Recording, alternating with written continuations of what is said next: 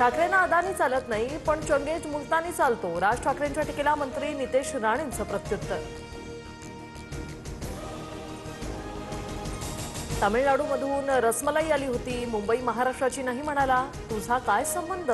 भाजप नेते के अण्णामलाई यांच्या विधानाचा राज ठाकरेंकडून समाचार.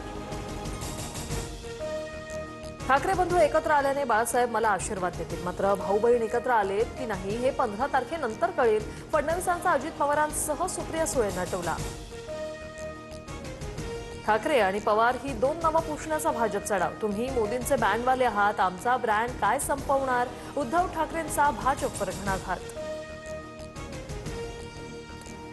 मातोश्रीवर कधीही टीका केली नाही. मातोश्रीची दारं माझ्यासाठी उघडण्यासाठी प्रयत्न केले, मात्र जनतेची दारं खुली. आता दुसरी लालसा नाही. फडणवीसांचं उद्धव ठाकरेंवरील प्रश्नावर उत्तर. फडणवीस, तुमचा चोरीचा पैसा नको. हिंदू मुस्लिमांबाबत भाषण करण्याऐवजी मुद्द्याचा बोला.